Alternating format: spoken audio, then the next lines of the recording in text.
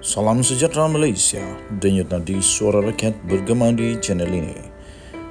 Jangan lupa tekan butang subscribe, like dan share. Malaysia kita punya, cintai Malaysiaku, kita jaga kita.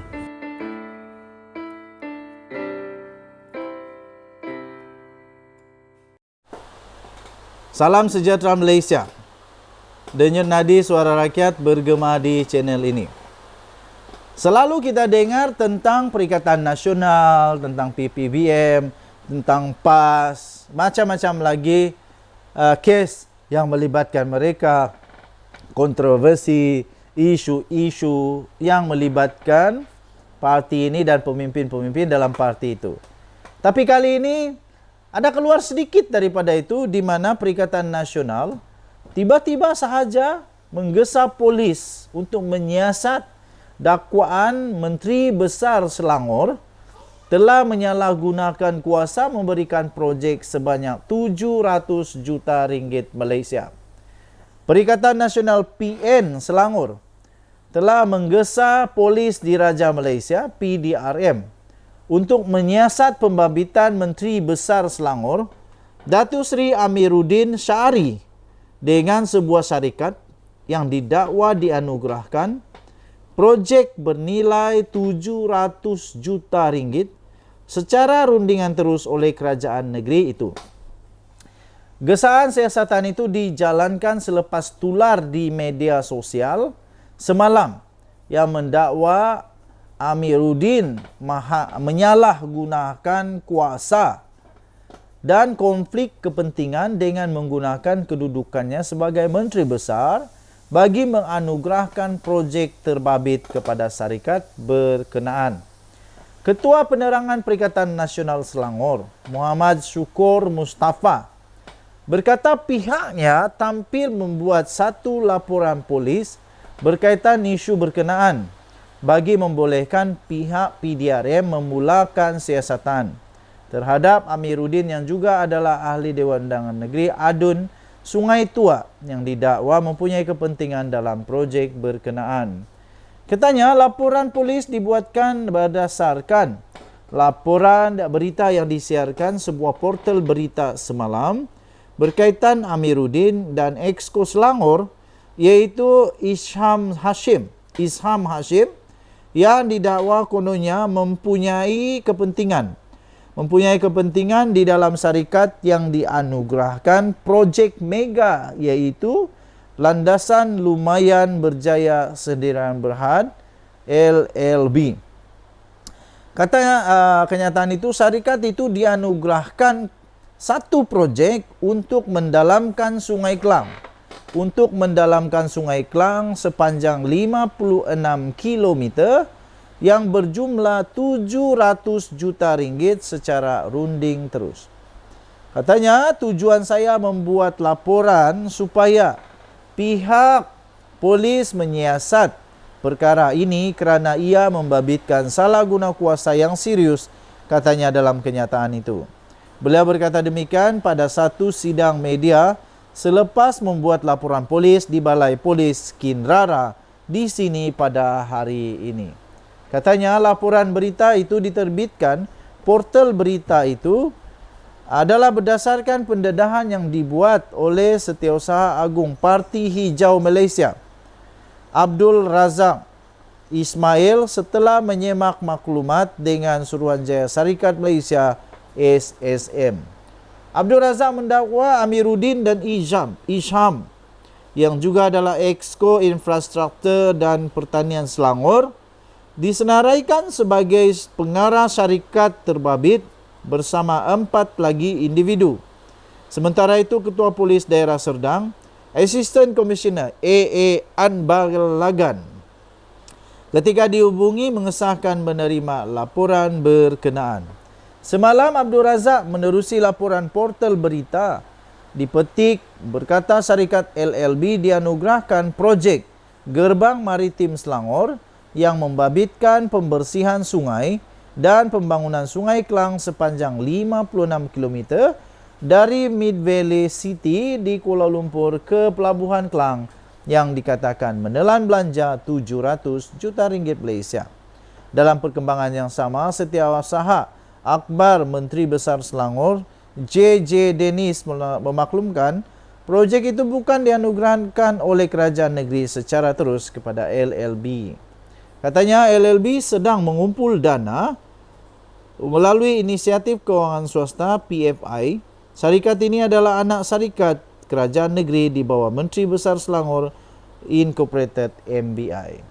Katanya beliau, Amiruddin, adalah pengarah syarikat itu, memandangkan projek itu di bawah MBI katanya ketika dihubungi. Tambahnya lagi, Amiruddin ada dalam syarikat itu sebagai Menteri Besar Selangor bagi memastikan usaha kerajaan negeri memulihkan kualiti air dan pemulihan Sungai Klang tercapai selaras dengan keputusan mesyuarat Exco Kerajaan Negeri. Denyut nadi suara rakyat bergema di channel ini. Kita jumpa lagi. Bye-bye. Salam sejahtera Malaysia. Denyut nadi suara rakyat bergema di channel ini.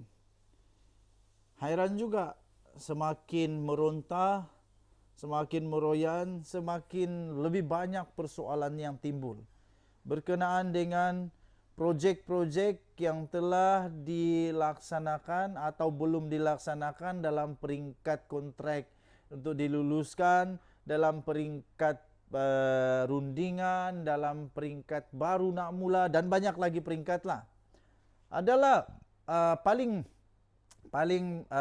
banyak persoalan yang makin timbul adalah tentang projek Tebatan Banjir Tuan Ibrahim Tuan Man. Baru-baru ini Tuan Ibrahim Tuan Man di dalam kenyataannya berkata, saya tidak pernah tanda tangan surat setuju terima projek Tebatan Banjir. Persoalan yang muncul seterusnya dengan soalan itu ialah, kalau dia tak tanda tangan, siapa yang tanda tangan? Siapa yang tanda tangan? Siapa yang tanda tangan? Sebab menurut Datuk Seri Anwar Ibrahim, itu sudah ada pun ketirisan. Jadi kerana itu dibatalkan. Jadi siapa yang tanda tangan surat tersetuju terima projek Tebatan Banjir itu? Takkanlah pula Mahathir yang tanda tangan. Takkanlah pula Rafizi yang tanda tangan. Takkanlah pula Lim Guan Eng yang tanda tangan. Atau Muhyiddin kah yang tanda tangan? Atau Ismail Sabri Yaakob kah tanda tangan? Atau Tengku Zafrul kah yang tanda tangan? Menteri Kewangan. Pelik bin ajaib. Siapa yang tanda tangan surat setuju terima projek Tebatan Banjir? Saya fikir kalau memang betul sudah ada surat setuju terima projek Tebatan Banjir itu, perlulah didedahkan kepada rakyat supaya dapat dibersihkan nama Tuan Ibrahim Tuan Man ini daripada banyak tumahan. Perlulah ditunjukkan siapa yang sudah tanda tangan surat setuju terima itu. Tuan-tuan dan puan-puan, bekas Menteri Alam Sekitar dan Air KASA, iaitu Datuk Seri Tuan Ibrahim Tuan Man, menegaskan bahawa beliau tidak pernah menandatangani sebarang surat. Dia tidak pernah menandatangani sebarang surat berkenaan dengan surat setuju terima kepada mana-mana syarikat berhubung projek Tebatan Banjir. Tuan Ibrahim turut mempersoalkan juga jumlah peruntukan sebanyak 7 bilion ringgit Malaysia yang hendak dikaji semula oleh Kerajaan Persekutuan seperti diumumkan oleh Perdana Menteri baru-baru ini. Berikutan peruntukan asal adalah 15 bilion. Makin pening aku. Makin pening. Setakat ini katanya tidak ada SST yang dikeluarkan kepada mana-mana syarikat. Jadi tidak timbul soal hendak batal sebab ia tidak lulus dan belum dimulakan lagi. Selain itu, saya tidak pernah menandatangani peruntukan 15 bilion ini. Baguslah kalau begitu. Batalkan saja. Kalau belum ada projek, nak susah apa, batal sajalah. Batal saja. Apa yang Tuan Ibrahim takut? Sangat tak payahlah takut. Saya juga pasti. Katanya saya juga tidak pasti. Saya juga tidak pasti dari mana datangnya jumlah 7 bilion yang dibangkitkan ini katanya. Tanyalah pegawai dulu. Kalau Tuan Ibrahim Tuan Man tak pasti, susah juga lah. Kalau menteri sendiri tak pasti, susah itu. Tapi nanti tak apa. Saya fikir Datuk Seri Anwar Ibrahim akan dedahkan juga. Jadi seperti kata-kata pemimpin-pemimpin PN yang lain lah. Mula-mula tak kenal, mula-mula jadi saksi, tiba-tiba jadi kenal, tiba-tiba jadi suspek, mula-mula tak ada kes, mula-mula bilang hanya fitnah, tapi last-last mahkamah dakwah, sudah didakwa, tiba-tiba orang-orang di bawahan pula yang menyokong mereka pun memfitnah SPRM. Lepas tu minta maaf, macam-macam lagi yang pelik-pelik berlaku. Nanti kita tengoklah. Kita tengok, dan saya setakat ini saya masih lagi percaya bahawa perundangan di negara Malaysia antara yang terbaik di seluruh dunia. Jadi kita berikan peluang kepada perundangan negara kita untuk berfungsi. Denyut nadi suara rakyat bergema di channel ini. Bye-bye.